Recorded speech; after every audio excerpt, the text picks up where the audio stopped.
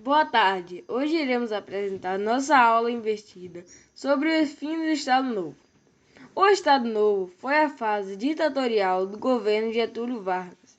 Ao todo, Vargas permaneceu no poder de 1930 a 1945, mas a fase do Estado Novo corresponde especificadamente ao período de 1937 a 1945. Teve início em novembro de 1937, quando foi realizado o golpe de Estado Novo, e foi encerrado quando os militares obrigaram Vargas a se retirar do poder. Como teve início o Estado Novo? O surgimento do Estado Novo em 1937 foi resultado de um longo esforço de Getúlio Vargas na construção de um regime autoritário no Brasil. É importante considerarmos que desde que assumiu a presidência em novembro de 1930, Vargas tomou iniciativas para centralizar o poder. Demonstração evidente disso foi na ação de Vargas em adiantar tanto quanto fosse possível a realização de eleições para formar a Constituinte no Brasil. Os esforços de Getúlio Vargas em centralizar o poder no Brasil foram parcialmente frustrados com a promulgação da Constituição de 1934, que determinava que novas eleições deveriam ser realizadas em 1938 e que Vargas não poderia concorrer à reeleição, pois havia sido eleito presidente indiretamente em 1934. No entanto, nessa fase da era Vargas, conhecida como fase constitucional, o presidente encontrou a justificativa que precisava para implantar medidas centralizadoras, as quais colocaram o Brasil no caminho do autoritarismo. Vargas utilizou-se da ameaça comunista como forma de ampliar o seu poder na presidência. Em 1935, aconteceu no Brasil a intentona comunista, tentativa dos comunistas de tomar o poder no Brasil pela via revolucionária. Antes disso, na verdade, o presidente já apoiava medidas autoritárias, que foram ampliadas depois da rebelião comunista.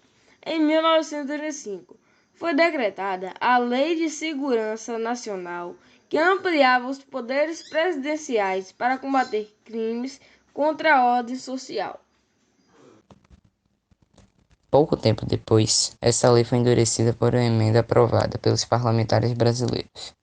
Também foi criado um Tribunal de Segurança Nacional para punir os réus da lei aprovada em 1935. Nesse cenário, ampliou-se a perseguição a grupos da esquerda. Enquanto isso acontecia, o exército começou a alinhar seus interesses com os de Getúlio Vargas, no sentido de perseguir os grupos da esquerda e de implantar um regime autoritário no país. O resultado final desse processo levou ao golpe do Estado em novembro de 1937. O golpe aconteceu após o governo publicar um documento falso chamado Plano Cohen. Esse plano narrava as etapas de um golpe comunista que estaria sendo planejado. O documento, no entanto, havia sido elaborado por Olímpio Mourão e seus integralistas. O documento, que continha o Plano Cohen, foi descoberto pelo antigo ministro da Guerra, Góes Monteiro, e foi apresentado a Vargas e Eurico Gaspar Dutra, que aprovaram o uso do documento falso como pretexto para realizar o golpe no Brasil. A partir daí, Francisco Campos começou a organizar uma nova Constituição para o Brasil. Em novembro de 1937, Vargas ordenou o cercamento do Congresso Nacional e obrigou os parlamentares a retornarem para suas casas. Uma nova Constituição foi apresentada à nação. Vargas decretou o fim dos partidos políticos no país. Características do Estado Novo. A implantação do Estado Novo no Brasil seguia a tendência mundial de radicalização da política. Na década de 1930, surgiu e se consolidou uma série de regimes totalitários em diversas partes do mundo, tais como o estalinismo soviético, o nazismo na Alemanha, o fascismo na Itália, o franquismo na Espanha e o salazarismo em Portugal.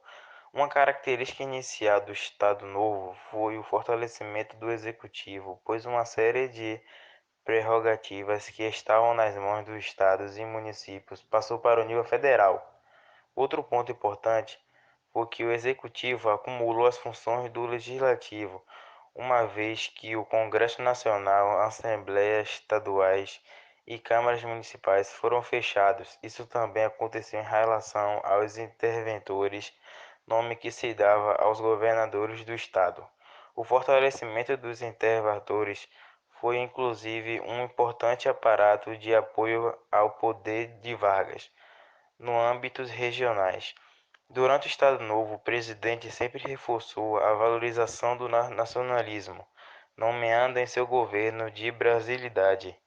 Essa característica era reforçada em ações do governo como a Marcha para o Oeste, Movimento de Habitação e Desenvolvimento do Interior do país e como forma de resgatar os reais valores nacionais.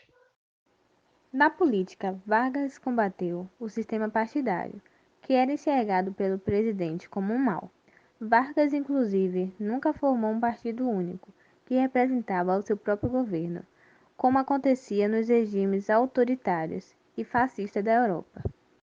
Além disso, a censura e a propaganda política foram partes importantes do Estado Novo.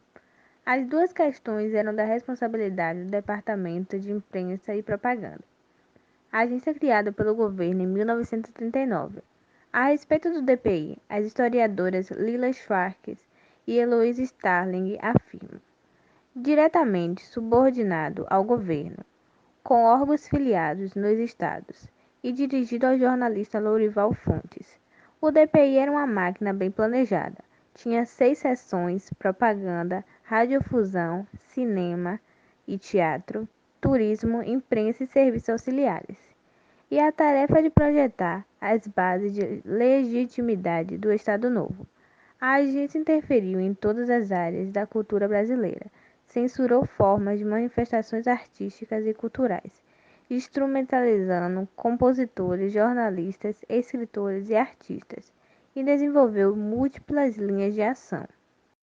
O uso de intelectuais e artistas era de extrema importância para o Estado Novo, pois Vargas sabia que a opinião deles era extremamente importante para legitimar as ações que o governo realizava e torná-las aceitáveis nas camadas mais baixas da sociedade. Outro ponto importante do Estado Novo foi a exaltação da figura do líder a partir da propaganda. O Estado Novo, enquanto regime que sustentava nos meios intelectuais, nas elites econômicas e nos meios militares, começou a ruir por volta de 1943.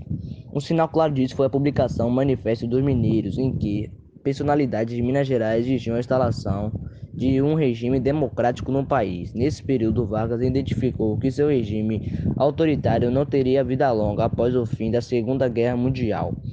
A partir de 1943, Vargas fortaleceu essa aproximação. Essa nova fase de Vargas recebeu o nome de trabalhismo e visava garantir a sua influência na política brasileira assim que o sistema democrático fosse restabelecido. A partir de 1945, a pressão sobre Vargas para que uma eleição presidencial acontecesse era tamanho que Vargas decretou o auto adicional.